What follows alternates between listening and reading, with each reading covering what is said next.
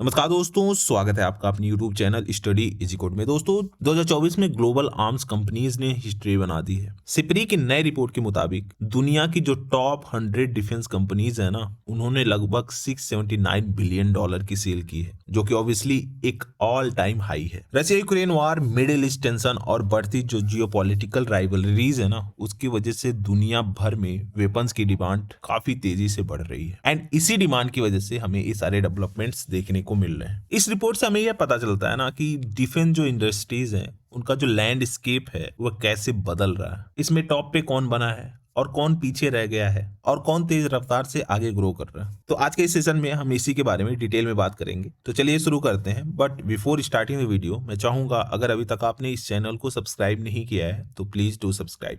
यहाँ पे आप देख पा रहे हो अल जजीरा का आर्टिकल है, top global arms producer revenue surge as a major wars rage. SIPRI report के अकॉर्डिंग ये सारी बताया जा रहा है। From Israel to Elon Musk, SpaceX and other जो giant companies in the US and Europe, arms producer had a profitable 2024। मतलब ये है कि बेसिकली जो आर्म प्रोड्यूसर कंपनीज हैं उनके द्वारा 2024 में एक ह्यूज जंप मारा गया है रेवेन्यू के रिस्पेक्ट में। अगर हम बात करें तो देखो यहाँ पे मेजर जो कंट्रीब्यूटर हैं उसमें तो obviously Europe and United state of America है, क्योंकि जो बिगेस्ट जंप हमें देखने को मिला है ना ग्लोबल आर्म्स रेवेन्यू में, वह कहीं ना कहीं यूरोप एंड यूनाइटेड स्टेट्स से आया है। यूएस में जो आर्म्स कंपनीज है ना, उनका जो कंबाइंड रेवेन्यू है उसको देखें तो उसमें हमें 3.8% का ग्रोथ देखने को मिला है एंड अभी प्रेजेंट टाइम में रेवेन्यू देखें तो $334 बिलियन का है। समझ रहे हो, एक ह्यूज जंप हमें देखने को मिला है यूएस के जो आर्म्स कंपनीज हैं उनके रेवेन्यू में। 30 out of 39 US firms in the ranking increase their revenue.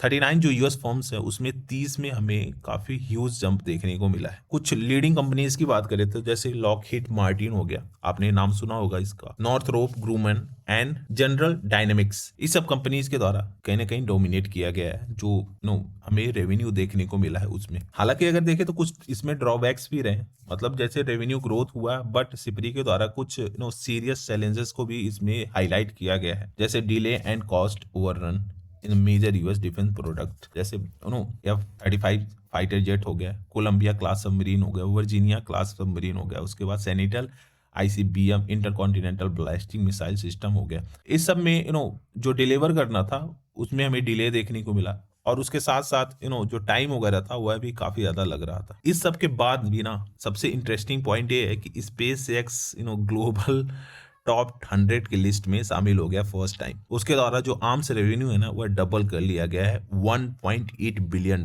Mainly due to its military satellite and defence related services. Right, जो मिलिट्री सैटेलाइट्स वगैरह SpaceX के द्वारा बनाए जाते हैं, जो डिफेंस रिलेटेड सर्विसेज को प्रोवाइड किया जाता है SpaceX के द्वारा, इसी सब की वजह से SpaceX ने $1.8 बिलियन का रेवेन्यू मेड किया है राइट 2024 में।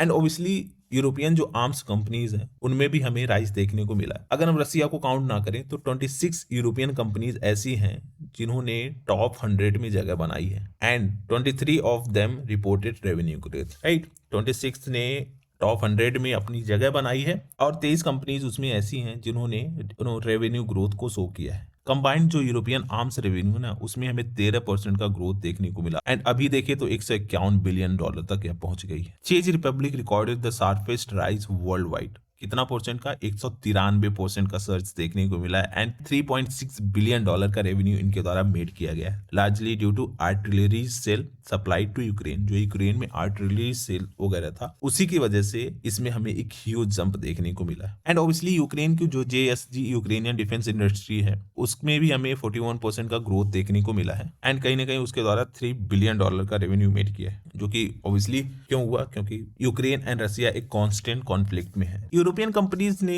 ये सारे जो प्रोडक्शन वगैरह एक्सपेंड किया है, अपनी प्रोडक्शन कैपेसिटी को एक्सपेंड किया है, यह इसलिए था कि रसिया को काउंटर किया जा सके। रसिया के द्वारा जो मैसिव लेवल पे स्ट्राइक किया जा रहा है यूक्रेन में उसको काउंटर किया जाए। बट सिपरी के द्वारा वार्न किया गया ना कि जो आपकी डिपेंडेंसी है क्रिटिकल मिनरल्स पे, जो कि कहां से सप्लाई होता है? चाइना से। अगर चाइना ने क्रिटिकल मिनरल्स का सप्लाई रोक दिया ना तो यूरोपियन जो कंपनीज है वह वेपन्स को नहीं बना पाएंगे। तो सिप्री ने डायरेक्टली यही बोला है कि क्रिटिकल मिनरल्स जो है ना एक मेजर कंसर्न है एंड इससे फ्यूचर कंस्ट्रेंट क्रिएट हो सकता है, राइट। मतलब एक तरह से कि हो सकता है आने वाले टाइम में अगर चाइना ने क्रिटिकल मिनरल्स का एक्सपोर्ट करना बंद कर दिया यूरोपियन कंट्रीज में, तो यूरोपियन कंट्रीज वेपन्स नहीं बना पाएंगे। अब अगर रसिया की बात करें तो रसिया के दो कंपनीज इस लिस्ट में थे, बेसिकली टॉप 100 की लिस्ट में रहे, Rostec and United ship building corporation. आपको पता है रसिया पे मैसिव लेवल का सैंक्शन इम्पोज किया गया था वेस्टर्न कंट्रीज के द्वारा, यूएस, वेरियस यूरोपियन कंट्रीज के द्वारा। उसके बाद भी इस रसिया का जो कंबाइंड रेवेन्यू है ना, उसमें हमें 23% का इजाद देखने को मिला है, और जो अभी देखें तो 31.2 बिलियन डॉलर का रेवेन्यू मेड किया है, राइट, 2024 में। तो ये सारी चीजें जो है ना वो कहीं ना कहीं इंडिकेट कर रही हैं कि कैसे रसिया मैनेज कर लिया। रसिया के ऊपर जो सैंक्शंस वगैरह इम्पोज किए जा रहे थे वेस्टर्न कंट्रीज के द्वारा, उसके बावजूद भी रसिया ने एक मैसिव लेवल पे अपने रेवेन्यू को मेड किया है, स्पेशली जो डिफेंस इक्विपमेंट्स होते हैं उससे। वहीं अगर हम एशिया एंड ओशियानिया रीजन की बात करें तो उसमें हमें डिक्लाइन देखने को मिला है। एशिया एंड ओशियानिया जो रीजन है ना, उनके द्वारा 130 बिलियन डॉलर का रेवेन्यू जनरेट किया गया था 2024 में। बट यहाँ पे दिक्कत ये है कि यह 1.2% कम था 2023 के में, अगर 2023 से अगर हम कंपेयर करें, राइट। 130 बिलियन डॉलर का तो रेवेन्यू उन्होंने जनरेट किया था, बट ये 1.2% कम था। एंड ये जो डिक्लाइन हमें देखने को मिला है ना, वह चाइना की वजह से देखने को मिला है, क्योंकि जो 8 चाइनीज कंपनीज है ना, उनमें हमें 10% का कंबाइंड ड्रॉप देखने को मिला है। नोरिनको जो कि चाइना का biggest land based system producer है, उसके रेवेन्यू में हमें 31% का फॉल देखने को मिला है, मतलब 31% ड्रॉप किया है उसका रेवेन्यू। तो इसी की वजह से जो एशिया एंड ओशियानिया रीजन है वहां पे हमें डिक्लाइन देखने को मिला है, राइट।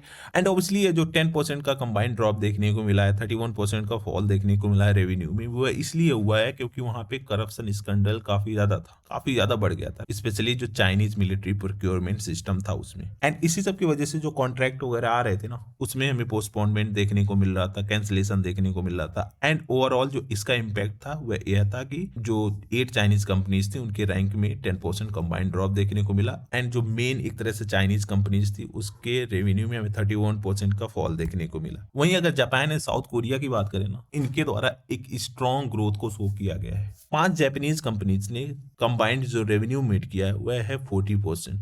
एंड अभी देखें तो 13.3 बिलियन डॉलर का रेवेन्यू मेड किया, राइट। 40% का उसमें इजाद देखने को मिला। एंड 4 साउथ कोरियन कंपनीज में हमें 31% का राइज देखने को मिला है, 14.1 बिलियन डॉलर का रेवेन्यू जनरेट किया है। साउथ कोरिया का जो हैनवा ग्रुप है, जिसे basically K9 howitzers and missile system के लिए जाना जाता है, उनके द्वारा 42% का ग्रोथ शो किया गया है। And obviously more than half of its revenue coming from export, right. ये जो 42% का ग्रोथ देखने को मिला है, उसमें अगर देखें तो हाफ ऑफ द जो रेवेन्यू था वह किससे आया था, एक्सपोर्ट से आया था। Overall Asia and Oceania region में हमें डिक्लाइन देखने को मिला। बट वहीं अगर हम जापान एंड साउथ कोरिया की बात करें तो उनके रेवेन्यू में हमें एक मैसिव जंप देखने को मिला है। मिडिल ईस्ट के कुछ कंट्रीज ने भी एक पॉजिटिव ग्रोथ को शो किया है। For the first time 9 middle east companies top 100 की लिस्ट में आई हैं, राइट। टॉप 100 की लिस्ट में आई है 9 मिडिल ईस्ट कंपनीज, जिनका जो कंबाइंड रेवेन्यू था वह 31 बिलियन डॉलर का था। 14% रीजनल इंक्रीज उसमें हमें देखने को मिला है। वहीं इजरायली आर्म्स कंपनीज ने भी ग्रोथ को शो किया है, क्योंकि वहां पे जो गाजा वार चल रहा था उसकी वजह से, राइट, जिसमें अभी तक देखे तो 70,000 पैलेस्तीन मारे जा चुके हैं।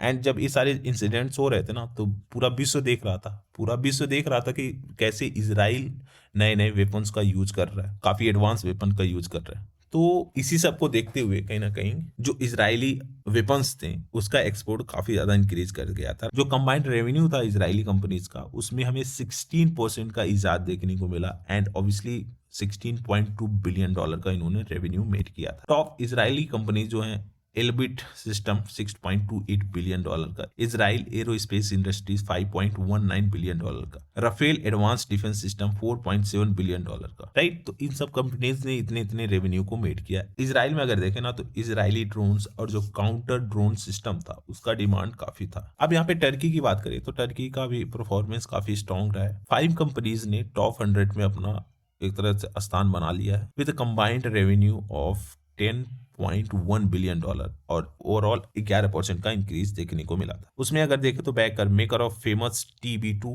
ड्रोन, उसके द्वारा 95% का ग्रोथ शो किया गया है। एंड ओवरऑल 1.9 बिलियन डॉलर का रेवेन्यू मेड किया है from export. And obviously India भी था, but India, France, UK, Germany सब ने उतना अचीव नहीं किया है, बट हाँ जो भी पीछे हमने कंट्रीज देखे ना उनके द्वारा मैसिव लेवल पे ये सारी चीजें अचीव की गई है, राइट। तो ऑब्वियसली इस सारी चीजों से पता चल रहा है कि जो कंट्रीज हैं उनके द्वारा अपने डिफेंस बजट्स में काफी ज्यादा इजाद किया गया है, एंड जो आए दिन अनस्टेबिलिटी बन रही है, चाहे वह मिडिल ईस्ट में हो, यूरोप में हो, इस सबको देखते हुए वेरियस कंट्रीज के द्वारा वेरियस डिफेंस इक्विपमेंट्स को परचेज किया जाने लग गया है, राइट। तो यही था, this is the end of the video, thank you for watching, please do like share and subscribe, thank you guys.